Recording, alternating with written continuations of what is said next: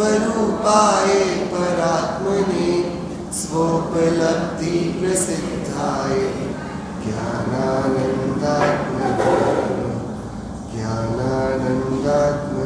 नमः ज्ञानानंदात्मने नमः। एस सुरासुर मनु सिंधवन्दितं दूधकायिकं मुमलं प्रणमामि वर्तमानं तिक्तं धम्मस्य कर्तारं शेषे गुणतीर्थयरे ससप्रसिद्धे विशुद्धसद्भावे समणीर्णार्दंसन्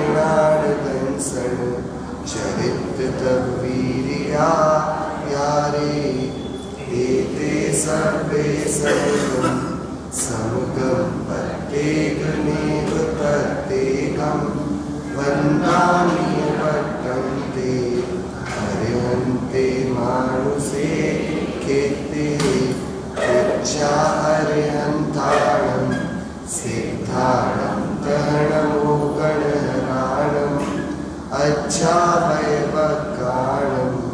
साहूणं चेद देसिं विशुद्धदंसन् प्राणपहाडासमं समासेच उपसंपयामि सम्मं चतुर्निर्वाणसम्पत्ति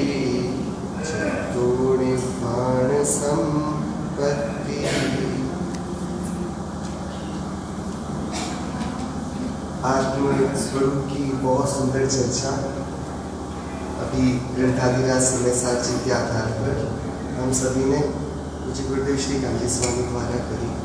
कितना सुंदर, कितना मधुर, कितना मीठा ये जो प्रकरण चल रहा है, अपने स्वरूप का ही आचार्य देव हमें परिचय करा रहे हैं।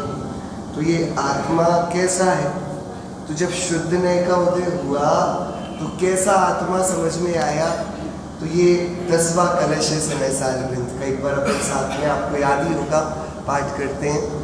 आत्म स्वभावं परभाव भिन्न पूर्णमाद्यन्त विमुक्तमेकं विलीन संकल्प विकल्प जालं प्रकाशयन् शुद्ध नयोप्यदेति।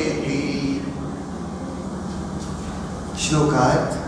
शुद्ध नय आत्म स्वभाव को प्रकट करता हुआ उदय रूप होता है। वह आत्म स्वभाव को परद्रव्य के भाव तथा परद्रव्य के निमित्त से होने वाले अपने विभाव, ऐसे परभावों से भिन्न प्रकट करता है। 3 कौन कौन हुए? परद्रव्य, परद्रव्य के परिणाम और उसके निमित्त से हुए अपने भाव। इन तीनों से अलग क्या? परद्रव्य, परद्रव्य के भाव तथा परद्रव्य के निमित्त से होने वाले अपने विभाव, ऐसे परभावों से भिन्न प्रकट करता है। आत्मा परभाव भिन्नम, आत्म स्वभावम परभाव भिन्नम। तो परभाव कौन से हैं जिनसे मैं भिन्न हूँ? मैं किनसे भिन्न हूँ? ये जो प्रकट में परद्रव्य हैं इनसे भिन्न हूँ, इनके जो भाव हैं इनसे भिन्न हूँ, और इनके लक्ष्य से होने वाले ये जो विभाव, इनसे भी मैं कैसा हूँ? भिन्न हूँ। और वह कैसा है? अपूर्णम। कैसा है? अपूर्णम, यानी अपूर्ण है, अधूरा है। अपूर्ण नहीं, अपूर्ण, अतिशयता से पूरा है। आत्म स्वभाव संपूर्ण रूप से पूर्ण है। क्या शक्ति की बात चल रही है? अपना स्वभाव है ना, कैसा है? अपूर्णम, जिसमें अपूर्णता की कोई संभावना ही नहीं बची है, जो अतिशयता से पूरा पूर्ण है, पूरा भरा हुआ है। आत्म स्वभाव संपूर्ण रूप से पूर्ण है। कैसा पूर्ण है? अपन कैसे पूर्ण है? संपूर्ण रूप से पूर्ण है। समस्त लोकालोक का ज्ञाता है, ऐसा प्रकट करता है, क्योंकि ज्ञान में भेद कर्म संयोग से है, शुद्ध नय में कर्म गौण है। तो ये आत्मा क्या करता है? कैसा पूर्ण है कि संपूर्ण लोकालोक का ज्ञाता भी है। ये आत्मा की शक्ति की बात चल रही। कैसा? शुद्ध नय कैसे आत्म स्वभाव का उद्योत कर रहा है कि परभाव भिन्नम आपूर्णम, परभाव से भिन्न और परिपूर्ण, अतिशयता से पूर्ण आपूर्ण है। और वह आत्म स्वभाव को आदि अंत से रहित प्रकट करता है, अर्थात आदि अंत विमुक्तम, जिसकी ना तो कोई आदि है ना जिसका कभी कोई अंत है, ऐसा आदि अंत से रहित, अर्थात किसी आदि से लेकर जो किसी से उत्पन्न नहीं किया गया और कभी भी किसी से जिसका विनाश नहीं होता, ऐसे पारिणामिक भाव को प्रकट करता है। कैसा भाव है? सहज, पारिणामिक, प्रवाहित, पूरा का पूरा त्रिकाली वस्तु, इसका ना तो आदि ना अंत, ऐसा आदि अंत से विमुक्त रहे। ठीक, आदि अंत से रहित ऐसा। और कैसा है? और वह आत्म स्वभाव को एक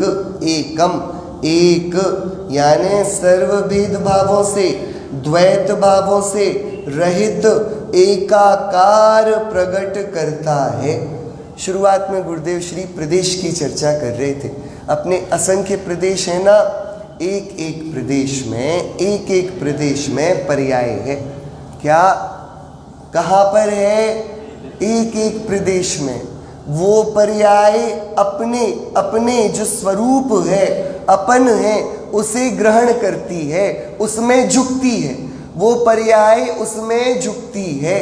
तो एक प्रदेश में ये वर्तने वाली पर्याय ये अपने को कैसा देखती है? एक देखती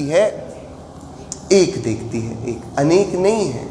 ना गुण भेद से अनेक है, ना पर्याय से, ना प्रदेश से, किसी से भी नहीं। पूरा एक अखंड रहित एकाकार प्रकट करता है, और जिसमें समस्त संकल्प विकल्प के समूह विलीन हो गए हैं, ऐसा प्रकट करता है। संकल्प किसे? कि द्रव्य कर्म, भाव कर्म, नो कर्म आदि पुद्गल द्रव्यों में अपनी कल्पना करना, सो संकल्प। ये मिथ्यात्व रूप संकल्प। द्रव्य कर्म कौन कौन से? ज्ञानावरणादि 8 कर्म। भाव कर्म ये मोह राग द्वेष, ये भाव कर्म। और नो कर्म ये मन वचन काय, ये जो शरीर, ये सब नो कर्म। इन पुद्गल द्रव्यों में अपनी कल्पना करना तो क्या है? संकल्प। और ज्ञेयों के भेद से ज्ञान में भेद ज्ञात होना, सो विकल्प है। ज्ञेयों के भेद से ज्ञान भी भेद रूप दिखने लगना। ज्ञान तो एक ही है, वो एक अनेक रूप दिखने लगना, ये क्या है? विकल्प है। ऐसा संकल्प विकल्प के समूह जिसके विलीन हो गए हैं, ऐसा प्रकट करता है। ऐसा शुद्ध नए प्रकाश रूप होता है। आत्म स्वभावम परभाव भिन्नम आपूर्ण। कैसा है? पूरा, अतिशयता से पूरा, ऐसा अपना स्वभाव। ऐसा कौन देखता है? शुद्ध नहीं देखता है। शुद्ध नहीं मतलब जो एक वस्तु को अपनी पूर्णता को देखने को तैयार हुआ, राजी हुआ, जिसको अभी अपने को शरीर जैसा देखना है, जिसको अपने को पर्याय जैसा देखना है, छोटा देखना है, उसको दिखाई नहीं देगा। ध्यानहीना न पश्यन्ति। अरे जिसने लक्ष्य नहीं किया, परिचय नहीं किया, तो लक्ष्य क्या करे? तो जिसने परिचय भी नहीं किया और लक्ष्य नहीं किया कि ऐसा मैं हूं, उसे दिखाई नहीं देगा। ऐसा आत्मा किसे दिखाई देगा? इस शुद्ध नए में यह जो आत्मा की तरफ झुकने को तैयार हुआ, उसे ऐसा पूरा स्वरूप दिखाई देगा। जो आत्मा के बाहर ही अपना कर्तव्य ढूंढ रहा है, उसको ऐसा शुद्ध आत्मा प्राप्त, उसे क्या प्राप्त होता है? उसे नारकत्व प्राप्त होता है, तिर्यगपना प्राप्त होता है, मनुष्यपना, देवपना, स्त्रीपना, पुरुषपना, ये सब उसे प्राप्त होते हैं। लेकिन उसे एक शुद्ध स्वरूप प्राप्त नहीं होता। इस शुद्धात्मा को ग्रहण करने वाला कौन है? शुद्ध नय। तो इस शुद्ध नय में शुद्धात्मा आया ना कि नहीं? ये क्या ये शक्ति है, इसका स्वीकार आया, इसकी अंश व्यक्तिता, समस्त गुणों का अंश ये पर्याय में विकसित हुआ, प्रकट हुआ। ये ऐसे शुद्ध नय की सामर्थ्य है। शुद्ध नय क्या करता है? जैसा अपना अनंत शक्तिवान प्रभु अनंत गुण संपदा से भूषित, ऐसे शुद्ध आत्मा को ये प्रतीति में उसके रस को, उसकी शक्ति के स्वीकार को बता देता है। इसकी बात यहाँ चलती है। गुरुदेव बोलते थे 14वीं 15वीं गाथा, ये तो जैन शासन है। आगे आचार्य भी बोलेंगे। क्या अबद्ध स्पृष्ट आत्मा को बताना है। कैसा है आत्मा? जिसको कर्म तो नहीं बंधते, ये विभाव भी नहीं छूते, बाहर की तो क्या बात करें। क्या ऐसा आत्मा, इसको दिखाना है आचार्य को। तो वो कैसे दिखाई देता है? शुद्ध नय के, यानी जो अपने को शुद्ध पूरा खालिस देखने को तैयार हुआ। ऐसा बहुत गजब का ये भरत क्षेत्र का भगवान समय सार, हमने सुबह इसका विधान भी किया। 10 अधिकारों को आपने पढ़ा, उसके सार को, परिचय को, कितना सुंदर एकदम संक्षिप्त में पूरे ग्रंथ का स्वाध्याय करने का हमको लाभ भी आज मिला। क्या बोल रहे हैं? अपने जीवन में धर्म क्या है? धर्म क्या है कि अपने को ज्ञायक देखना, अपने को आत्मा देखना, हम शुद्ध बुद्ध चैतन्य घन हैं, ये धर्म है। ये समय सारमय जीवन हो जाना, ये धर्म है। क्या आज धर्म भी तो इसी नाम का है, आकिंचन्य। क्या जगत का क्या अपना है? परद्रव्य अपना है, परद्रव्य का भाव अपना है, परद्रव्य के लक्ष्य से होता विभाव अपना है, कि ये कुछ भी किंचित मात्र भी मेरा नहीं, किंचित मात्र भी मेरा नहीं। इस जगत में एक वस्तु दूसरी वस्तु की होती हुई कब देखी गई है? कभी नहीं देखी गई, कभी नहीं देखी। और अपनी वस्तु अपनी ही बनी, तो अपनी वस्तु को अपना क्या कहना? मैं हूं, मैं पर को नहीं जानता, ये वाली बात ठीक है। मैं अपने को तो जानता हूं कि ये भी क्यों बोलूं, मैं तो ज्ञायक हूं। क्या ऐसी आया था विधान में भैया? क्या एक ज्ञायक भाव हूं? पर को करता है, पर को करता है क्या? नहीं करता। तो स्व को करता है क्या? कि अरे स्वरूप तो है ही ना, क्या करेगा? पर को जानता है कि नहीं? तो स्व, अरे ज्ञायक है, पूरा वस्तु देखो, उसकी क्षणी का पर्याय को नहीं, वस्तु को ग्रहण करना। किसको ग्रहण करना है भैया? चैतन्य वस्तु। ये परम पारिणामिक भाव, यूं तो पारिणामिक भाव पुद्गल के भी है, गुरुदेव ने बोला, लेकिन यहाँ एक सहज स्वाश्रित स्वाधीन वस्तु को बताना है। क्या? तो कैसा है? आत्म स्वभावम परभाव भिन्नम आपूर्ण। कैसा है कि भैया उसके विकल्प और संकल्प से मुक्ति है। क्या? हमें तो धर्म करना पड़ रहा है, उस आत्मा को धर्म करना पड़ता कि नहीं? तो हम कौन है फिर उस आत्मा से बाहर के? तो धर्म करना कि नहीं? कि अरे ये संकल्प विकल्प से मुक्ति, ये जो करना पड़े, ये मरना, ये काम का नहीं, इससे मुक्ति, एक आत्मा रूप ज्ञायक रूप हो जाना, समरस एकदम एकमेक मिल जाना, घुल जाना, ये धर्म है, ऐसा सुंदर अपना स्वरूप है। संकल्प विकल्प में अभी पुरुषार्थ दिखता है। हम भैया सोचेंगे नहीं, किसी से बोलो चिंता नहीं करो कि अरे चिंता नहीं करेंगे तो कैसे होगा, सोचना तो पड़ता है कि नहीं। क्या बिना चिंता के कुछ होता है क्या? सोचना पड़ता कि नहीं, तभी तो कार्य बनता है कि नहीं भैया। चिंता करने से क्लेश है, बंध है, आकुलता है, आनंद नहीं है। आचार्य अकलंक देव ने परमानंद स्तोत्र में यही आत्मा को देखते थे। वो क्या ऐसे आत्मा को देखते थे और देख देख कर उनको तत्काल ख्याल आया कि अरे संकल्प विकल्प जालों से अलग हूं, फिर भी जगत के जीव व्यर्थ में चिंता किए जा रहे हैं। तो उन्होंने 4 चिंता के प्रकार बताए। 4 चिंता के कौन कौन सी 4 चिंता है? देखो क्या बोलते हैं, तुम्हें चिंता भी करनी है ना, तो हम बता रहे क्या करो। चौथा पद है परमानंद स्तोत्र का, उत्तमा स्वात्म चिंता स्यान मोह चिंता च मध्यमा अधमा काम चिंता स्यात् पर चिंता धमा धमा। इसके पहले क्या बोलकर आए हम वो समझ लें। उन्होंने शुरुआत कहाँ से करी? मुनिराज आत्मा को क्या देखते हैं? परमानंद संयुक्तम निर्विकारम निरामयम ध्यानहीना न पश्यन्ति निज देहे व्यवस्थितम। कैसा है आत्मा? परमानंद संयुक्त है, निर्विकार है, उसमें रागादि दोष विकार नहीं है और निरामय है। ये पर द्रव्य आश्रित जो रोग और जितने भी बुढ़ापा जवानी बचपना ये सब तो नहीं, उसमें कहीं भी गंध नहीं पुराना होने की, निरामय है, अमृत से ही सींचा हुआ है। लेकिन उसे जो जानते नहीं वे कैसे देखेंगे? लेकिन वो है कहाँ? दूर होगा इसलिए नहीं दिखाई देता। निज देहे व्यवस्थितम, ये बैठा।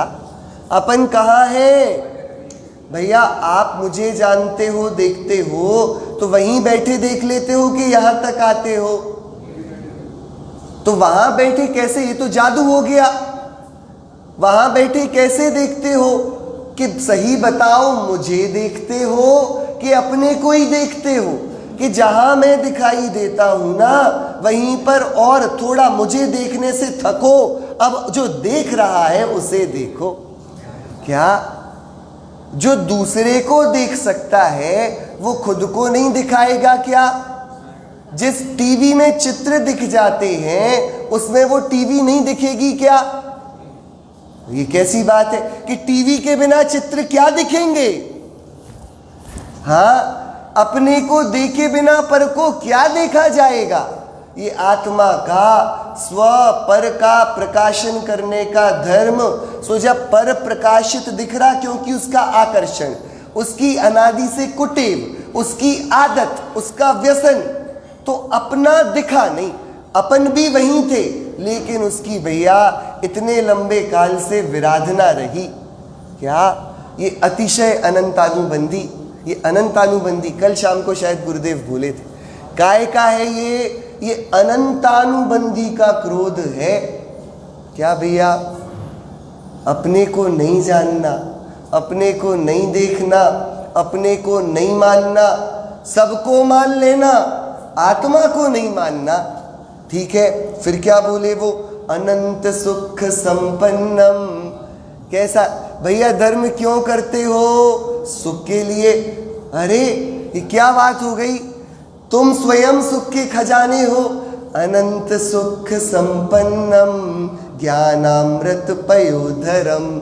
अनंत सुख से संपन्न है और ज्ञान और अमृत का सागर है, पयोधर समुद्र है। कौन? अनंत सुख संपन्नम। आप लोग पंच कल्याणक में गए कभी? अरे भैया पंच कल्याणक, आप लोग, आपके घर में रजाई होती, चादर होता है? आजकल देखो थोड़ा ठंडा मौसम हो गया तो रात को ओढ़ना पड़ता होगा, कुछ तो ओढ़ते हो बराबर। तो ओढ़ते हो तो वो चादर थोड़ा गर्म करता शरीर को कि नहीं? ऐसा करना कल से पानी को चादर के अंदर रखना। गरम होगा कि नहीं? कर देगा वो गरम? बोलो भैया। पानी को रखें चादर के अंदर, वो थोड़ा तो गरम करेगा। अरे बोलो। तो चादर गर्मी देता थोड़ा, रजाई गर्मी देती है। जब आप दुकान पर खरीदने जाते हो कि आएगी ठंड तो नया कुछ कंबल लेने जाओगे तो वो खोल के दिखाएगा, तो खोलता है तो अंदर गरम गरम लगती कि नहीं लगती थोड़ी? अरे रजाई गरम लगती थोड़ी कि नहीं? इतनी देर से बंद है, कितनी गरम हो गई होगी। भैया आप लोग कभी खरीदने गए रजाई, देखी आपने कभी? तो वो खोल के दिखाता है तो गर्म दिखती कि नहीं? तो गर्म कैसे कर देती है कि भैया गर्मी यहां है, उसमें कहां गर्मी है? कि अभी वो गर्मी बाहर जाती थी, उसने आवरण कर लिया, वो जाए कहां? तो यहीं रुक जाती है। बात समझ में आ रही कि नहीं? भैया चादर में कहां गर्मी है? आप लोगों ने देखी गरम चादर कभी? कितना सुंदर। अरे ये ज्ञान में अमृत था, ज्ञान में आनंद था। ये बाहर खुला घूमता था, सब उड़ जाता था विषयों में। इसने अब उसके ऊपर भेद ज्ञान की चादर ओढ़ी और उसको व्यवस्थित किया ध्यान में। तो अब ज्ञान बाहर गया नहीं, तो पूरा सुख पूरा उलट के ऊपर आत्मा में आया। ऐसा है। बाहर से आया क्या सुख? बाहर से क्या आता है जगत में? पंच कल्याणक में आप लोगों ने देखे पंच कल्याणक भैया, तो क्या होता है? जन्म कल्याणक होता है।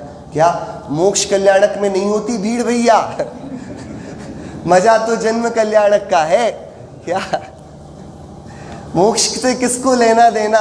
नाचने के आदि हैं भैया। जन्म हुआ, अजन्मे का जन्म करा दिया, सब नाच रहे हैं। और जो सिद्ध हुआ, मुक्त हुआ, बताने के मैं नहीं जन्मा था, उसको देखने कोई आया ही नहीं।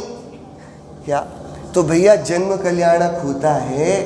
तब बताओ, नेमिनाथ भगवान का पंच कल्याणक हुआ ना, तो जन्म हुआ आपके पांडाल में, यहीं तो हुआ था उनका जन्म, यहीं तो हुआ था। और स्टेज पे ही सौधर्मेंद्र का आसन कांप गया, यहीं तो कांपा था। कहाँ हुआ था ये सब? सौधर्मेंद्र का आसन ऊपर कांपा था। भगवान अलग जन्मे थे। यहां क्या हुआ था? यहां क्या हुआ था? तो आप बताओ, जब जन्म हुआ था और बाजे बजते थे, आपको रोमांच हुआ था कि नहीं? अरे आनंद हुआ था कि नहीं? भगवान तो जन्मे नहीं, आनंद कैसे हो गया? भैया बात थोड़ी सुन रहे हो आप लोग? समझ रहे हो? देखो वो झूठा रोमांच नहीं था, आनंद तो आया था भैया। क्या जन्म कल्याणक के दिन रोमांचित आप होते कि नहीं? अरे क्या मुक्ति गर्भ में आई है, क्षय होगा भ्रमण चतुर्गति का, मंगल संदेशा लाई है। अरे जिनके जन्म में नरक में भी असंख्य जीवों ने सम्यक्त्व ले लिया उस एक क्षण की अनुभूति में भैया। तीर्थंकर क्या जीव है। तो भैया ये जो आनंद हुआ, ये तीर्थंकर जन्म दे के आनंद देकर गए क्या? कि बेचारे नेमिनाथ भगवान कितनी बार जन्मेंगे? हमारे करेली में भी वही जन्मे थे, आपके अशोकनगर में भी कितनी बार जन्मेंगे वो? कि तुम्हारे आनंद के लिए उनको कितनी बार जन्मना पड़ेगा? गड़बड़ हो जाएगी भैया। यदि उनके जन्मने से आनंद होगा तो भैया व्यवस्था बिगड़ जाएगी। भैया बात समझ में आती कि नहीं? स्थापना निक्षेप था क्या? कि हमने कल्पना करी और आनंद भोगा, तो भैया वो तो काल्पनिक है। जब कल्पना में भी आनंद कर पाते हो तो जो आनंद का ही बना है, जो आनंद से ही बना है, वो स्वाभाविक, ऑर्गेनिक, ऑथेंटिक, खालिस उस आनंद को क्यों नहीं भोगते भैया? ये कल्पना के झूठे आनंद में कब तक सुखी रहोगे भैया? बात नक्की करना। कौन? अनंत सुख संपन्नम कैसे, कौन है अनंत सुख से संपन्न? भैया गर्म कौन है, रजाई है कि नहीं? गर्मी कहां से आ रही है भैया? ये सुख की उर्मियां कहां से आती हैं?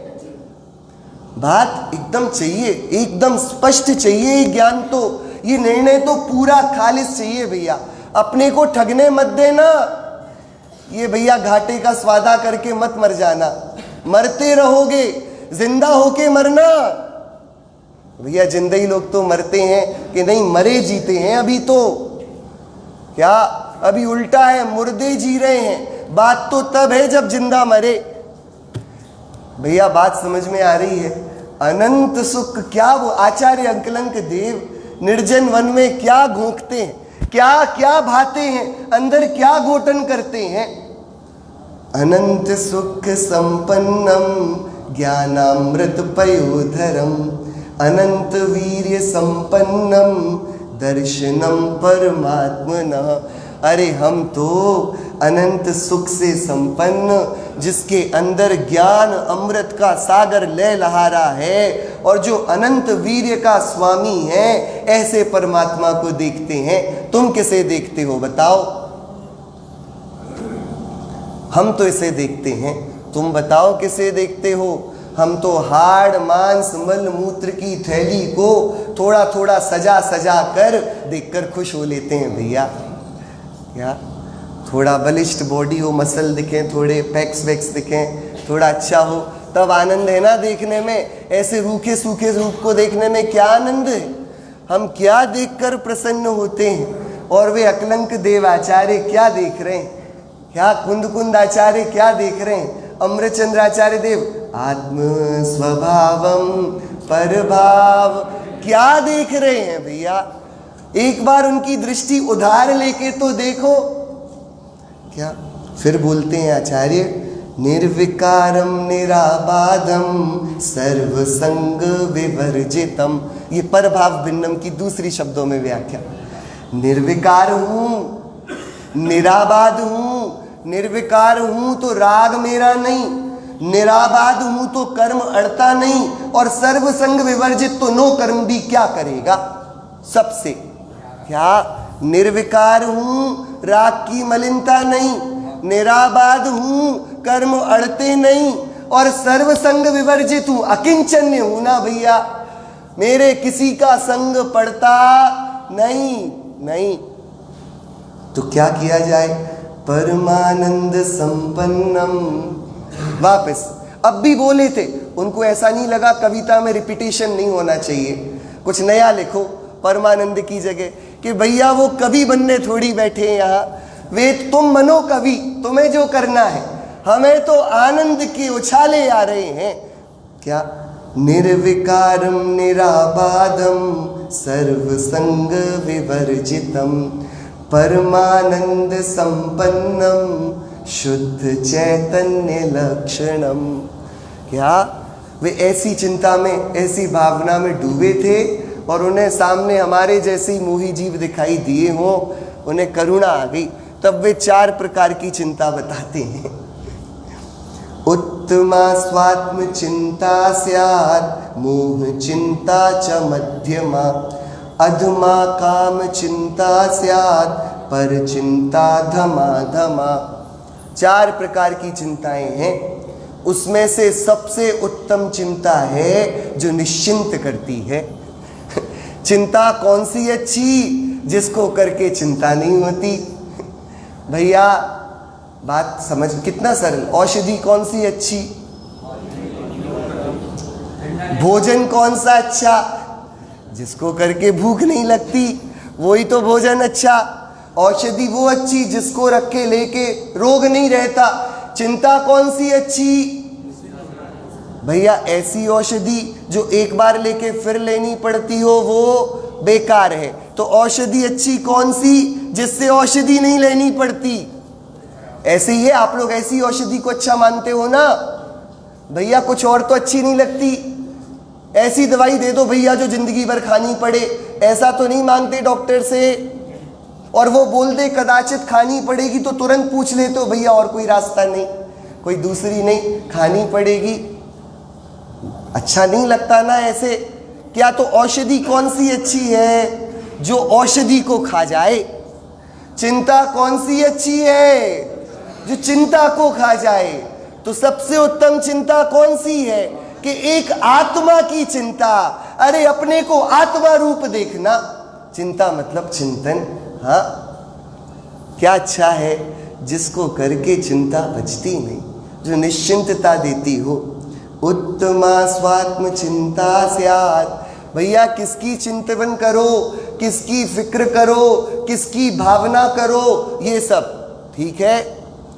भैया आप लोग सुन रहे हो, अपनी चिंता कर रहे हो थोड़ी। चिंता करनी पड़ेगी, इसकी करने से काम नहीं बनेगा, नहीं बनेगा। उत्तमा स्वात्म चिंता स्यात्। क्या अपन अपने घर में कई बार पेड़ लगे होते हैं बाहर, कुछ अपन पौधे लगाते कि नहीं? बराबर। तो आप बताओ क्या चिंता करते हो उसके बारे में? नहीं भैया ये पत्तियां आएंगी कि नहीं, फल आएंगे कि नहीं, फूल आएंगे कि नहीं, कि चिंता इतनी है कि पानी दे दिया बस। और वो भी कहाँ दिया? ना फल में दिया, ना फूल में दिया, ना पत्ती में दिया। चाहिए क्या है? फल चाहिए, फूल चाहिए, पत्ती चाहिए। जड़ का क्या लेना देना? जड़ का क्या काम? देखते भी नहीं, वो तो अंदर छिपी है। लेकिन ना फल की चिंता करी, ना फूल की चिंता करी, ना पत्ती की चिंता की। अरे चिंता क्या करी? देखा भी नहीं। लिया अपना थोड़ा सा ये जग लिया और ये पानी मूल में डाल दिया। ये मूल की सेवा करी तो सब फलता फूलता रहा। और भैया पत्ती को एक एक साफ कपड़ा लो और साफ करो पत्ती को। क्या थोड़ा फूल की एक एक पत्ती को फूक फूक कर थोड़ा साफ करो। फल आए तो एकदम पॉलिश कर दो उसकी, तो पौधा सही रहेगा ना। पौधे की चिंता कैसी कहलाएगी? चिंता रोज थोड़ा अच्छे से साफ किया जाए। क्या किसको साफ किया जाए? फल को भी, फूल को भी और पत्ती को भी किया जाए ना। आप लोग करते ऐसा कभी के नहीं? आप लोग बोलते नहीं हो मुझे लगता है। भैया आप लोग मतलब मैं यदि कुछ और हो आपके पास तो बताओ, मैं भी सीखूंगा। आप लोगों को कुछ उससे विशिष्टता मिलती हो। क्या पौधा देखा? हाँ, पेड़ देखा तो बताओ उसमें किसकी चिंता करी?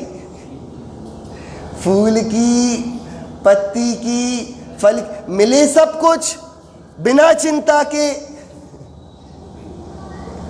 क्या भैया गुणभद्राचार्य ने बोला ना, भैया चिंतामणि रत्न से मांगना पड़ेगा, कामधेनु से मांगना पड़ेगा, कल्पतरु से मांगना पड़ेगा, लेकिन एक ये धर्म है आत्माश्रित जो बिना मांगे देता है।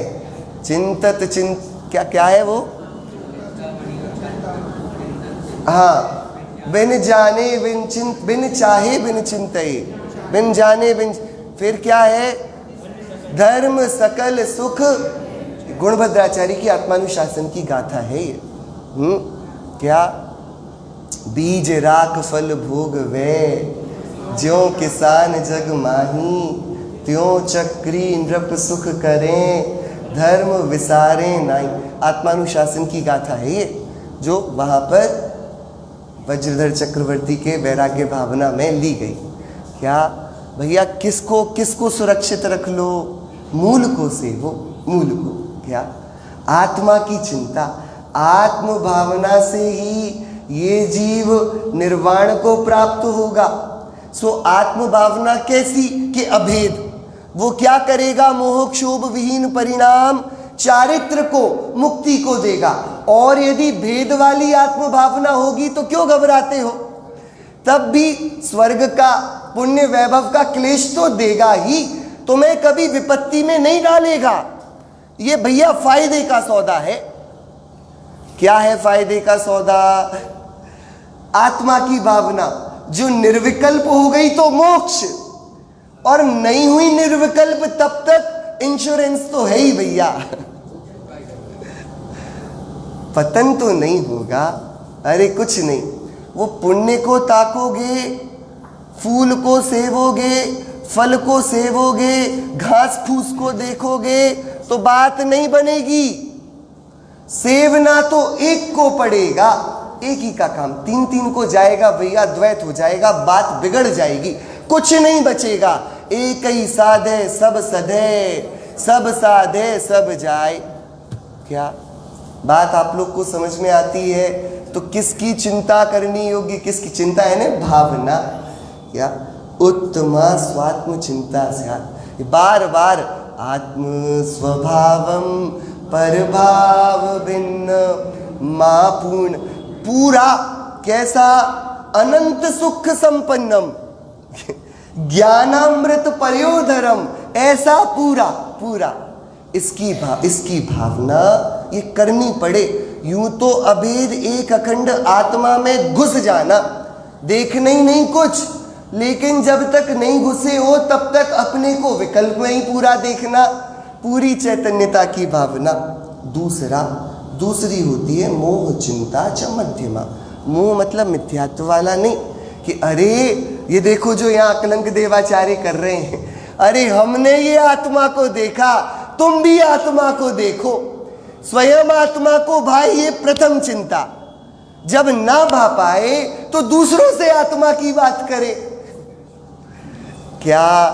अरे सब आत्मा को जानो, सब अपना कल्याण करो, ये दूसरे नंबर की। क्या? अपने आत्मा के ध्यान में बैठना, ये पहली चिंता। साधर्मी के साथ उस चर्चा में आत्मा के गीत गाना, ये दूसरी चिंता। तीसरी चिंता अधमा काम चिंता स्यात्, अरे राग द्वेष की वृत्ति ये बार बार नाना इच्छाओं से जलाती है आत्मा को।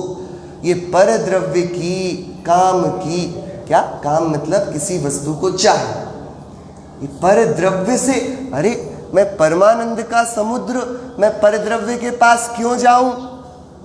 क्या हुआ था ना, एक व्यक्ति ने सिद्ध गुरु के पास पहुंचकर बोला, भगवान मुझे सुख का अनुभव प्रकाश में लिया, पंडित दीपक चंद जी का। गुरु के पास शिष्य गया, बोला भगवान बहुत दुखी हूँ, सुखी कर दो।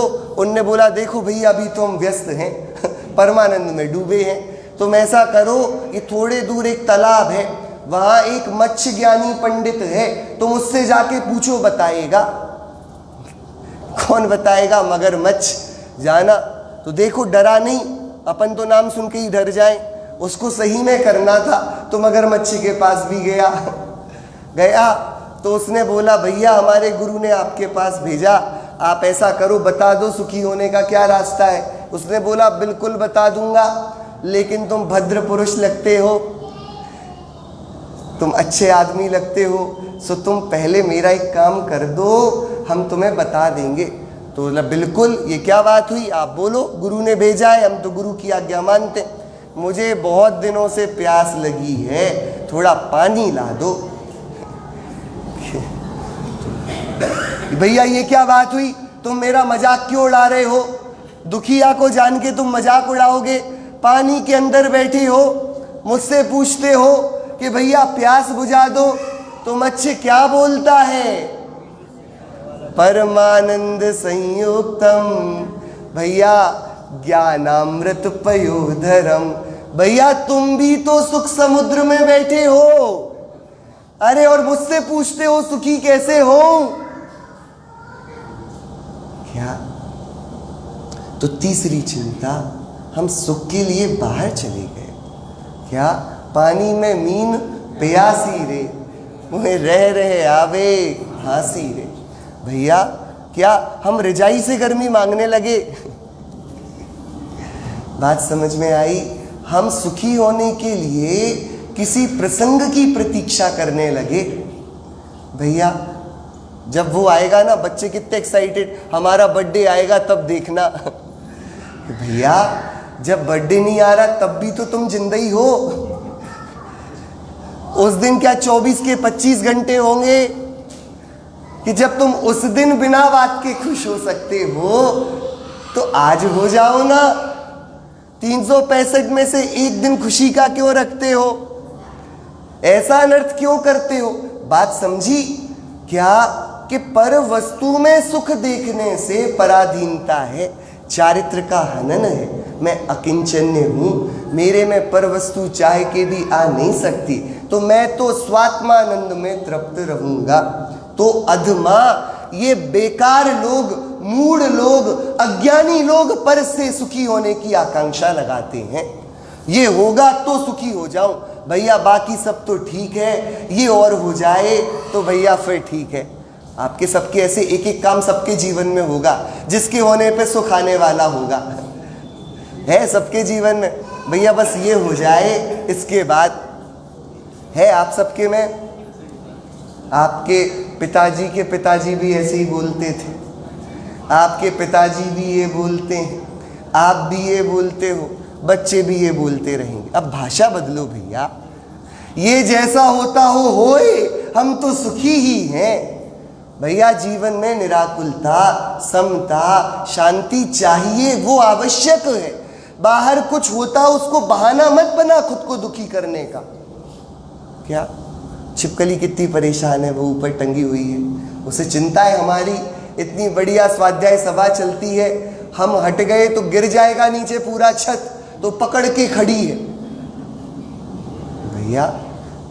क्या उससे बोलते थोड़ा प्रसन्न हो ले, अभी बात मत करो, अनर्थ हो जाएगा भैया। सब काम अपने अपने से है, तुम पर काम के बहाने उसकी आड़ में अपना आनंद क्यों खोते हो?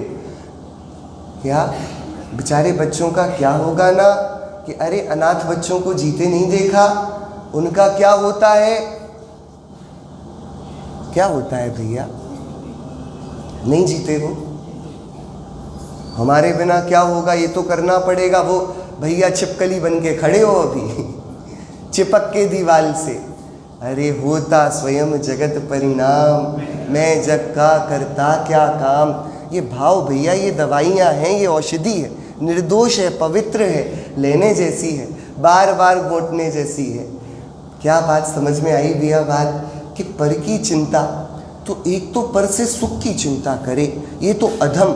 और कोई ऐसा भी विकराल परिणति का धारी हो कि दूसरे को परेशान करके खुश हो, तो वो अधम में भी अधम, उसको तो धर्म का अवसर ही नहीं, वो रौद्र ध्यान हो गया।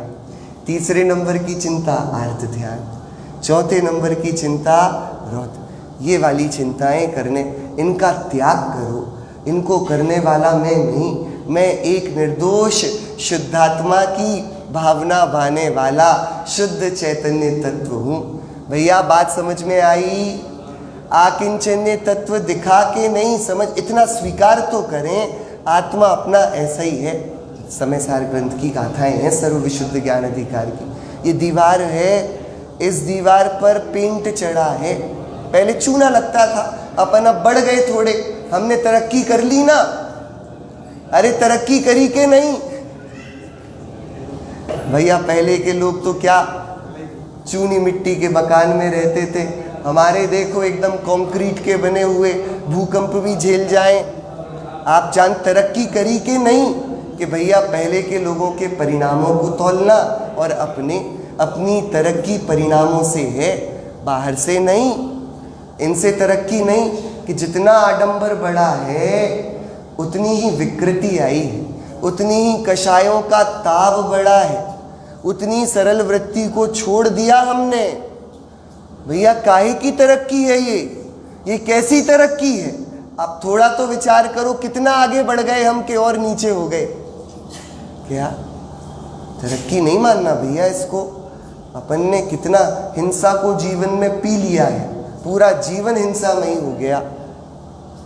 तो ये दीवार है, इस दीवार पर पेंट चढ़ा, तो पेंट दीवार बन गया कि नहीं? अरे बोलो, बन गया कि नहीं? उसके ऊपर है, फिर भी दीवार है कि नहीं? दीवार तो यही दिखती है, लेकिन ये ऊपर जो इसके चढ़ा है, ये जो पेंट है, इसकी कितनी सीमा, कितनी परिधि है कि इसको थोड़ा सा कुरेदोगे ना, पता पड़ जाएगा दीवार अंदर वैसी की वैसी खड़ी है। तो ये पेंट दीवार में नहीं है तो कहां पर है? आपने अरे पेंट निकल गया, दीवार निकली के पेंट?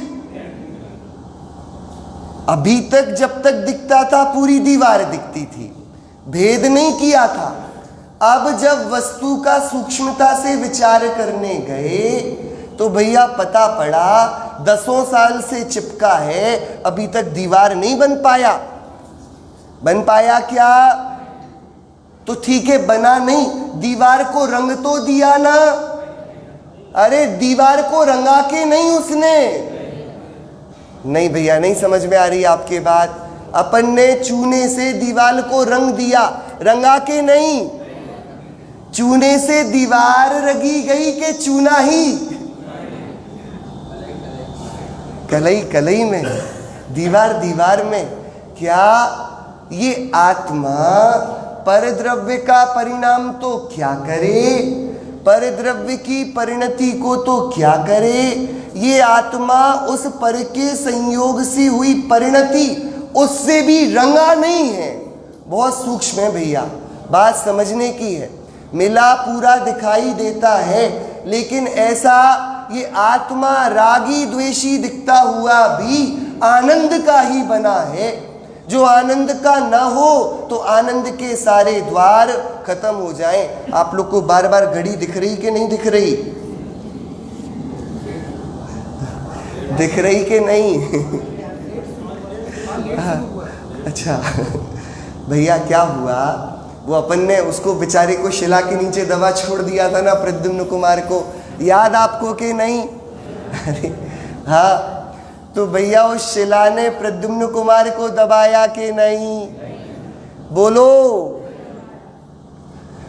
दबाया कि नहीं? क्या? अरे हमने ये उठाया कि नहीं? कैसे नहीं उठाया? उठाया ना कि नहीं? ये हुआ और ये भी नहीं हुआ, जो प्रदेश है ना वो हुए। टोडरमल जी ने लिया ना मोक्षार्थ प्रकाशक में, जैसा चाहे अपने प्रदेशों को हिलाता है। तो ऊपर ये फंसा है पूरा एक क्षेत्र में, तो ये हिलता है, तो ये मानता है जैसे कुत्ता बैलगाड़ी चला रहा है। क्या हम काम भी छिपकली जैसे करते हैं, कुत्तों जैसे करते हैं? क्या कर रखा है हमने? क्या आपने उदाहरण सुने नहीं सुने ये वाले भैया? ऐसा तो क्या कि वो शिला अपने से हिलती है, प्रद्युम्न कुमार अपने से हिलते हैं, है ना? और यहीं से विद्याधर राजा जाते हैं, ठीक है? किस बहुत तेज चिल्लाता होगा बालक, तो ये सुनकर आ गए कि ये तो जा रहे थे। क्या कर रहे थे? जा रहे थे। सोच के निकले थे आज एक दबे हुए बच्चे को निकालेंगे। इस बालक को पता था कोई बचाने आ जाएगा। अरे क्या ये कैसे बना कि जैसे प्रकृति के सारे बनाव बन रहे हैं अपने आप। भैया ये स्वतंत्र है परिणमन। क्या स्वतंत्र है? तो भैया उसने देखा उसका सुंदर रूप, उसको पकड़ा, गोदी में लिया। अरे बेचारा, ओहो इतना सुंदर भव्य बालक यहाँ कैसे आन पड़ा? उसके पुत्र नहीं था, अपनी रानी को दिया। बोला भैया कहना तुम्हारे गुण गर्भ था, तुम्हारा बच्चा है। रानी अतिशय प्रसन्न, ममता का पार नहीं। इतने दिनों से बच्चा चाहती थी, इतना सर्वांग सुकोमल सुंदर तन उसको प्राप्त हुआ। क्या भैया आप कैसे कि बहुत ममता से उस बच्चे को पालती है, पोसती है, बड़ा करती है।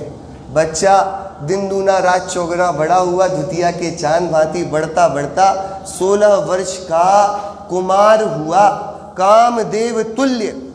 कामदेवी थे क्या प्रद्युम्न कुमार? कामदेव थे, 16 वर्ष का। ठीक है, समझना भैया बात को, अपने आत्मा की निर्दोषता समझना और ये विकारी परिणामों की पराधीनता। जिस माता ने उसको बचपन से ममता से सींचा, अब उसके सर्वांग सुंदर तन को देखकर सोचती है, अरे ये मेरा बच्चा कहाँ है? ये तो सुंदर एक युवक है ना। बात समझ में आ रही कुछ के नहीं? भैया वो जैसे कल पिता को देखा था ना, पुत्री को देखकर क्या सोचने लगा? भैया बात थोड़ा गंभीरता से समझना। अकिंचन्यता की बात है ये। तो आप बताओ, वो मां ममता करने वाली है कि काम विकार करने वाली है? अब बात थोड़ी सोचकर बताना। माता क्या करती है? ममता करती है कि काम विकार करती है? भैया आप लोग को प्रश्न समझा? हाँ समझना भैया। क्या प्रद्युम्न कुमार उस माता को माता ही देखते हैं और तब भी उनके लिए उसके हृदय में अतिशय भक्ति है? क्या माता है ना, पूजनीय है ना, ठीक है। तो आप बताओ माता कौन है? ममता करने वाली कि ये काम विकार करने वाली? के सुनो भैया, दोनों परिणामों को ना करने वाली वस्तु है। ये परिणाम विकारी, ये पर कर्म संयोग से अपने काल में होके विसंवाद करते हैं। तुम इनके कर्ता बनना चाहते नहीं हो, ये व्यर्थ में बनते हो, क्योंकि कोई सदगुरु अनंत करुणा को हृदय में लिए तुम्हें बताता नहीं कि तुम राग नहीं करते, तुम द्वेष नहीं करते। भैया कोई जीती जागती माता ऐसा परिणाम करेगी तो फिर इसने कैसे किया? कि भैया यही है संसार, इसलिए इन परिणामों को विभाव कहते हैं। चैतन्य को ये परिणाम करते नहीं आते। आप लोग बात सुन रहे हो क्या? जीवन में जो ये परिणाम है ना विभाव के, ये चैतन्य की जाति के नहीं है, तभी ये टिकते नहीं, तभी ये बदलते रहते हैं। जो अपने नहीं है उनसे विपरीत अपने को निर्दोष देखना, अपने को आत्म स्वभावम परभाव ऐसा देखना, ये अकिंचन्य है। ये पर परिणाम भी मेरा नहीं, पर द्रव्य को जानता ज्ञान भी मेरा नहीं, राग को जानता ज्ञान भी ये मैं नहीं, मैं इन सब में से कुछ नहीं। क्योंकि ये अकेली प्रद्युम्न की माता की बात नहीं है भैया।